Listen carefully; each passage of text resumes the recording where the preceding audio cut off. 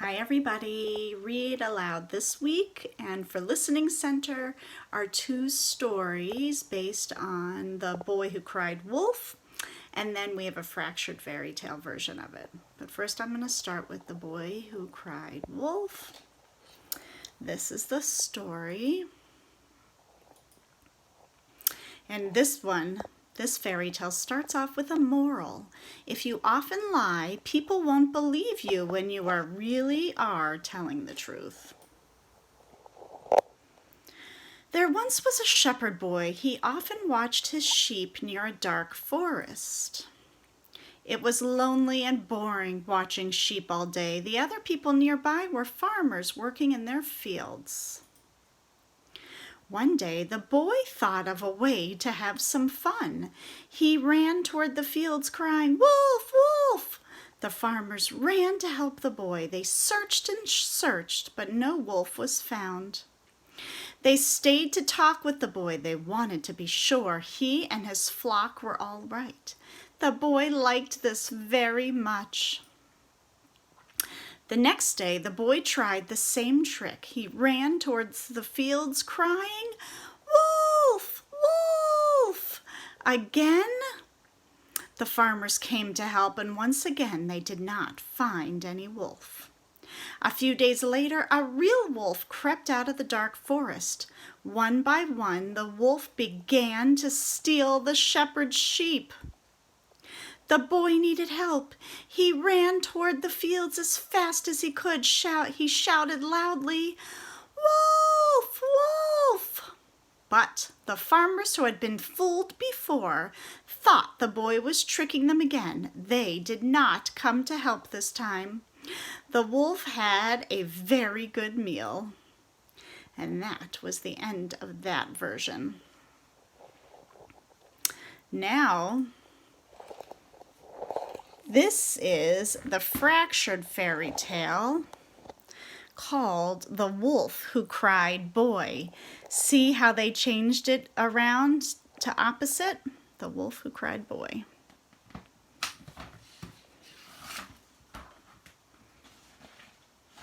One second.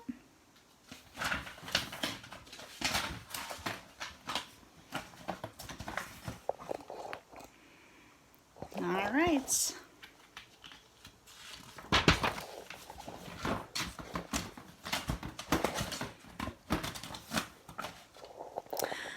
Once upon a time, there lived a family of wolves. They stole sheep, ran after deer, and snacked on muskrat and squirrel, except for Little Wolf, that is, who never stopped complaining about his mother prepared each night for dinner.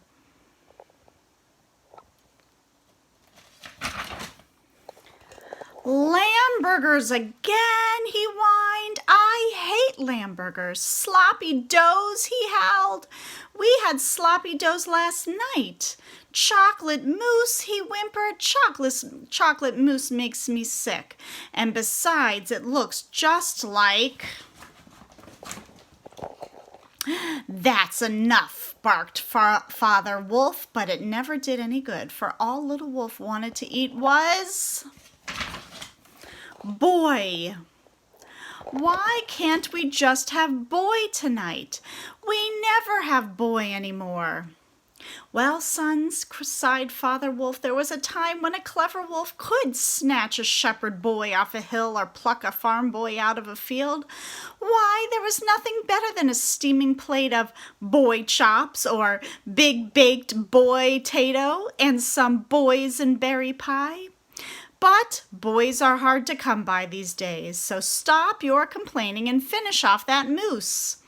"Yes, Father," Little Wolf muttered. Then he asked, "But suppose I did find a boy someday?" Father Wolf smiled. "You find a boy out there in the woods, and your mother and I will be happy to catch him and cook him for you. But I wouldn't get my hopes up if I were you."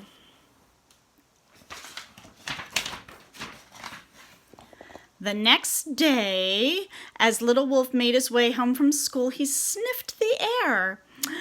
"3-pig salad," he moaned. "I hate 3-pig salad." And then Little Wolf remembered what his father had told him about catching a boy someday. So we decided to play a little trick and put off that awful dinner for a while. He ran home just as fast as he could, howling all the way.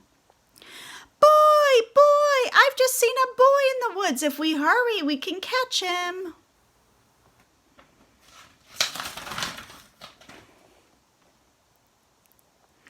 Father and Mother Wolf raced out of the cave. They ran through the woods to the top of the hill and all the way down to the creek. They peered into trees and sniffed behind rocks and looked into every hollow log.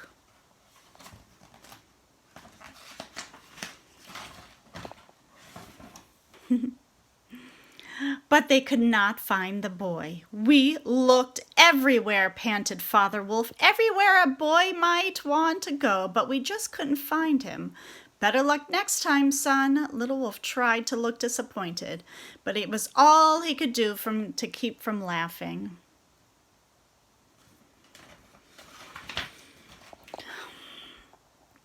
The joke got even better when his mother announced, "Oh no, the 3-pig salad is ruined. The bricks are limp, the straw's damp, and the sticks have turned all sticky." "Don't worry, dear," Father Wolf said. "We can make do with snack food tonight." And so they crunched on chipmunks and dip, and Little Wolf was happy.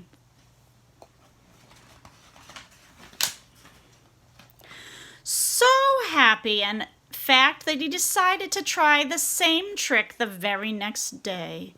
"It's the boy," he cried. "I saw him again. He's just at the edge of the woods."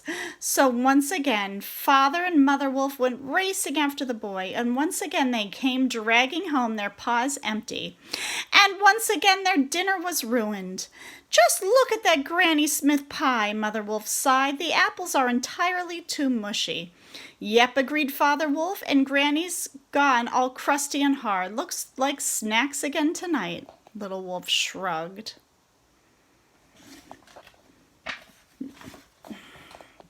But the smile on his face made Father Wolf wonder. Then he heard his son a little later on the phone. "That's right," Little Wolf whispered. "I didn't have to eat dinner tonight either. I think tell them there's a boy out there tomorrow too." Father Wolf went straight to Mother Wolf, and they agreed that the following night they would ignore his silly tricks.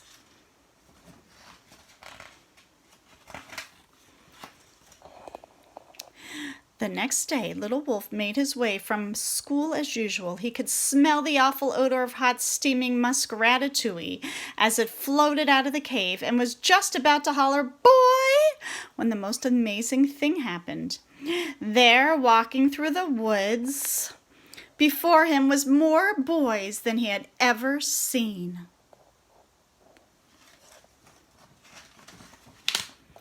"Boy!" he cried, "boy!" But no one came running from the cave. "Boy!" he howled, "boys!" But still no one came, so he ran into the cave shouting, "There are boys out there, dozens of them, big ones and little ones, fat ones and skinny ones, enough to fill our freezer and Auntie's freezer too." But his mother just shrugged and said, "That's very nice, dear, but I already have our supper planned." Father Wolf hid his face behind a newspaper. And that's when one of the boys stuck his head into the cave. He was the mischievous type, a lot like Little Wolf, in fact, and he crept away from his scout pack to have a closer look. "See!" Little Wolf shouted. "There's one of them now." But even though the boy tiptoed right into the cave, Little Wolf couldn't get anyone to look. "There's a boy on the couch," he howled. "That's enough now, son," said his mother. "You're not fooling us again," added his father from behind the paper. "We're on to your little tricks." "But I'm not lying this time, honest," Little Wolf pleaded. "There really is a boy right here in our cave." The boy glanced at his watch and turned to leave. "Look, please look," Little Wolf begged. "He's getting away." But by the time Father Wolf really stuck his head up above the paper, the boy was gone.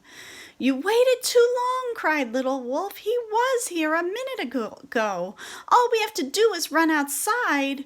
"We will do no such thing," growled Father Wolf. "From now on you will eat your dinner without complaining, and you will stop your fibbing once and for all," said his mother. "Do you understand?" "Okay," Little Wolf sighed. So from then on, Little Wolf ate lamb burgers and 3 pig salad and even grew fond of Granny Smith pie, and he never ever cried boy again. And that's why the boys, at least, lived happily ever after. And that is the end of The Wolf Who Cried Boy.